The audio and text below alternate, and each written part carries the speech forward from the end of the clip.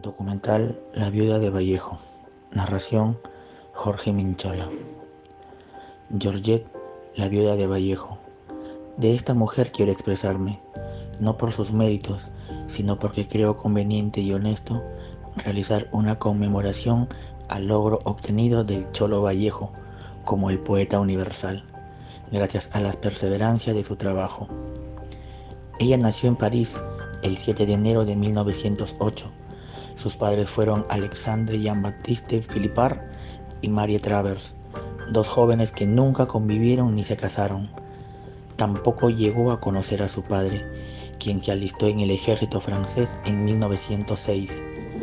Por ese motivo, adoptó el apellido Travers de su abuelo materno, en vista de que su madre aún era menor de edad. En 1914, una tuberculosis le ataca los nódulos de sus extremidades inferiores. Ese mismo año estalla la Primera Guerra Mundial y su padre muere tras recibir una grave herida en la batalla del Marne.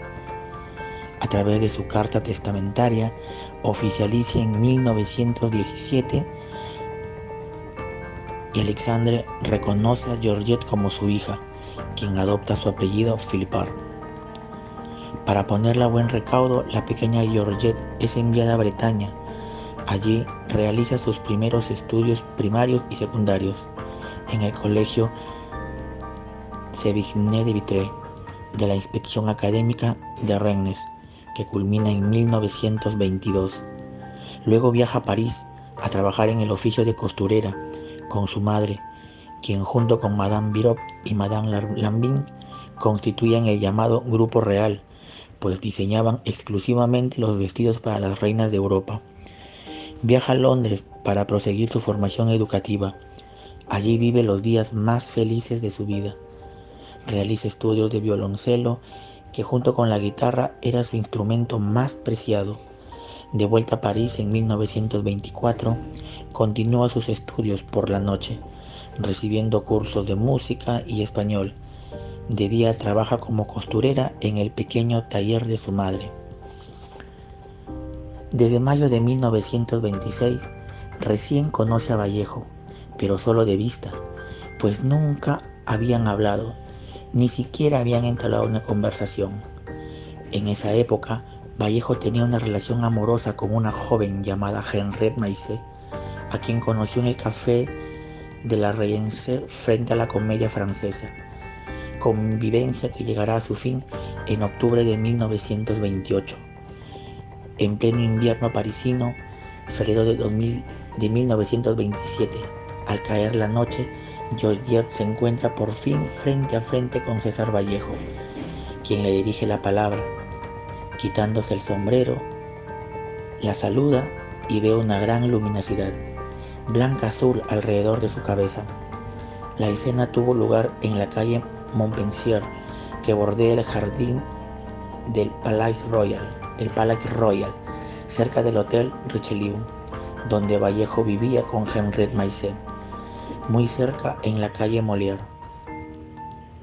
Georgette vivía con su madre.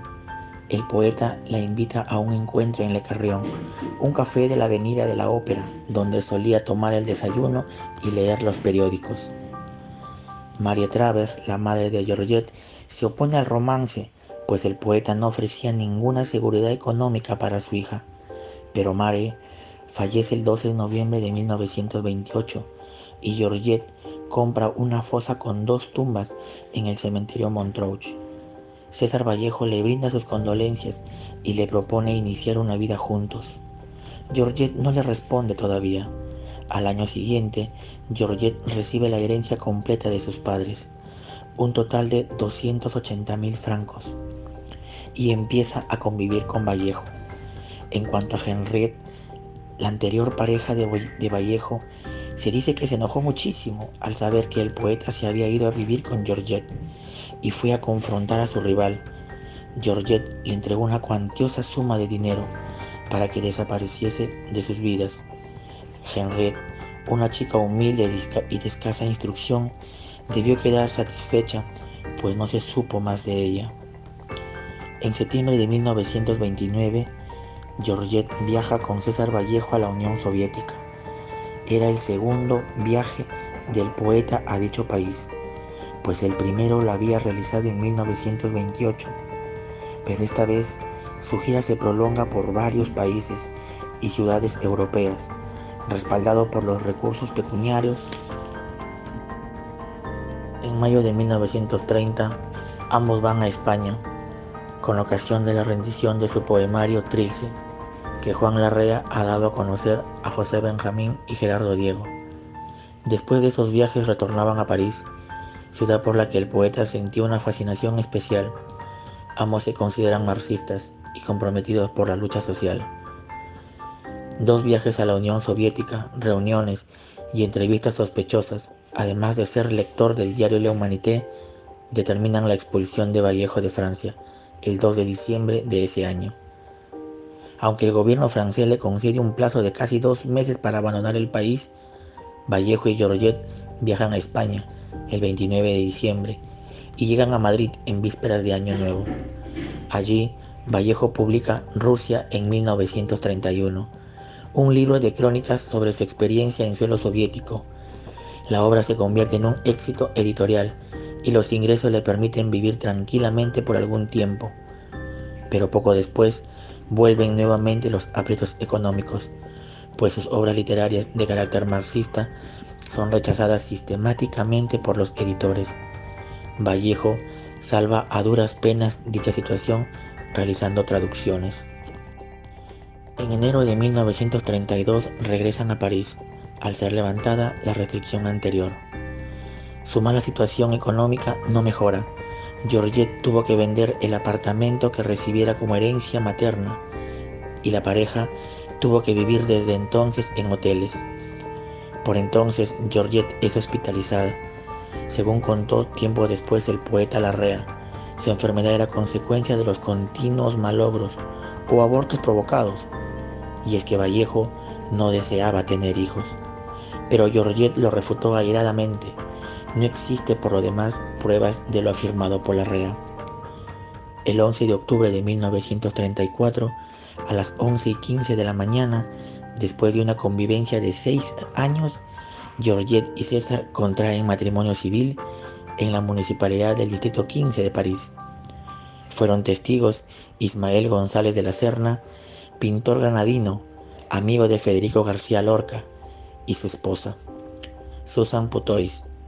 La pareja vivía por entonces en el número 41 del Boulevard Garibaldi. Posteriormente se trasladan al Hotel du Maine en 1936. Muerte de Vallejo. Al estallar la Guerra Civil Española, Vallejo, fiel a sus principios, se entrega totalmente a colaborar con el bando republicano.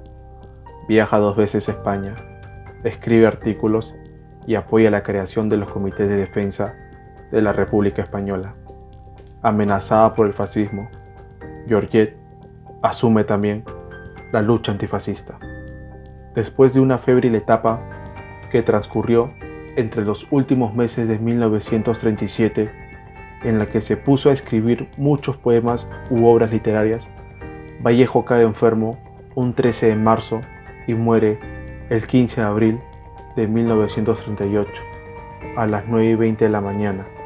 A los 46 años de edad, Georgette cede su tumba de Montrouge a Vallejo y a causa de esta irreparable pérdida, recuerda: cuando él murió, estuve ciega durante 4 horas, estuve loca. Al año siguiente, junto con Raúl Parras Barrenechea, edita y publica la obra poética póstuma de Vallejo, que titula Poemas Humanos. Después de la muerte de su esposo en 1938, conservó abnegadamente todos sus manuscritos, salvándolos de una segura desaparición durante los años de la ocupación alemana de París, y luchó durante el resto de su vida por difundir el legado vallejiano. De no ser por su fervorosa dedicación, la obra literaria de Vallejo no tendría ahora la difusión mundial que tiene, y él, ahora reconocido ampliamente como poeta universal, solo sería una figura más de la literatura peruana. el 5 de diciembre de 1958, ante los intentos de repatriación de los restos del poeta, dictamina: yo, Georgette Philippard, viuda de César Vallejo, me opongo formalmente, bajo cualquier pretexto que sea, a la apertura de mi fosa, donde reposan los restos de mi esposo, César Vallejo. Esta tumba me pertenece y nadie puede abrirla en mi ausencia y sin mi autorización. El 3 de abril de 1970, Georgette traslada los restos de César Vallejo al cementerio de Montparnasse a través de la Casa de Pompas Fúnebres Manon Villar y queda ubicada en la 12ª división de la 4ª línea del norte, número 7. Georgette afirma: para que se cumpliera el deseo de Vallejo y el mío, y en la tumba el epitafio: he nevado tanto para que duermas. Viaje al Perú. Siguiendo las huellas de Vallejo, Georgette emprende viaje al Perú. Llega al puerto del Callao el domingo 6 de mayo de 1951 y es recibida por Raúl Porras Barrenechea y Sebastián Salazar Bondy, entre otros. En 1951, Caretas publica una entrevista a Georgette Vallejo. En ella, cuenta los momentos más importantes de la vida y agonía de Vallejo. Un año después, el 4 de octubre de 1952, viaja a Santiago de Chuco. Al llegar a la puerta de la casa del poeta, dijo en tono muy entristecido: llego a la casa de Vallejo, pero sin Vallejo. Por los años de 1954, año en que trabajaba con Raúl Porras Barrenechea en su casa de la calle Colina, de la que Georgette Vallejo, entre otros renombrados personajes, era una asidua visitante, la amistad que puede situarse hasta límites admirativos entre Raúl Porras y Georgette Vallejo merece un estudio aparte. Es allí y por esos años que se conocieron Mario Vargas Llosa y Georgette Vallejo, a quien el renombrado novelista calificaría como la temible Georgette. En 1957, Porras obtiene del Ministerio de Educación que se le concediera una modesta pensión vitalicia. En Lima, empieza una incesante lucha por hacer respetar la vida y la obra de Vallejo. Su celo al respecto es muchas veces incomprendido. Su mal carácter y sus arrebatos hizo que se la considerase una persona intratable. Rechaza con dignidad el ofrecimiento del conocido editor Juan Mejía Vaca, quien le propuso 30.000 soles por toda la producción de Vallejo. Critica la actitud del poeta español Juan Larrea, autoproclamado vallejista o estudioso de Vallejo, quien en 1957 visita Lima. ¿Quién no escribió una línea sobre Vallejo cuando vivía? Se convierte luego en su más empeñoso intérprete. Fallecimiento. El ocaso de Georgette Vallejo se inicia una mañana del mes de noviembre de 1978, a los 70 años de edad.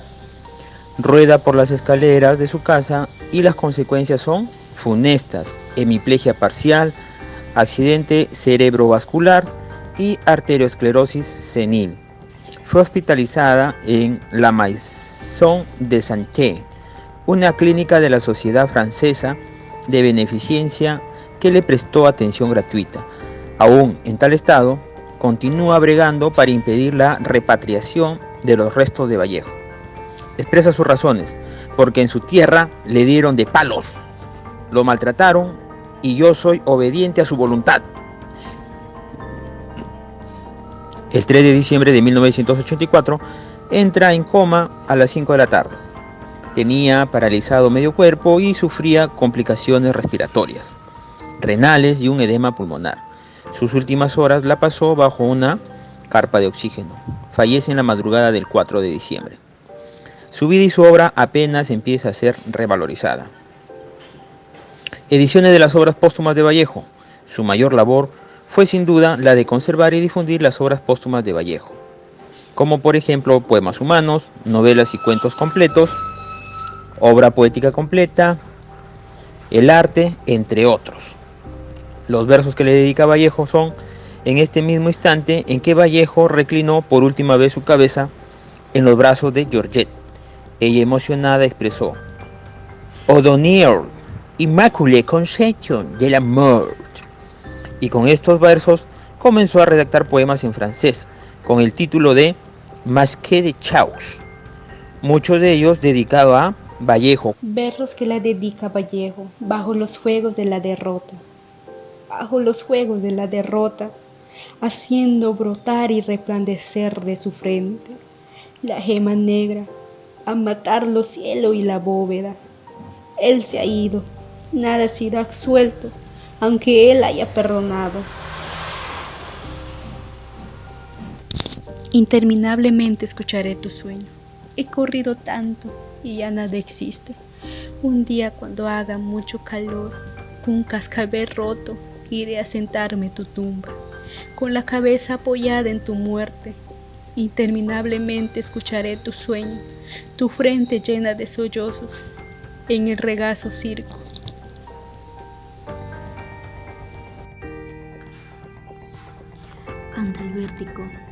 Ante el vértigo de tu muerte, el corazón se ha escapado de mi pecho, y toda la noche, tu delirio ha estado siguiendo mis pasos. Tu adiós inmoviliza mi angustia, allí donde mis pasos se hacen oscuros. Tu adiós hace retroceder mi día futuro, y ese día vuelve a mí asustado como un culpable.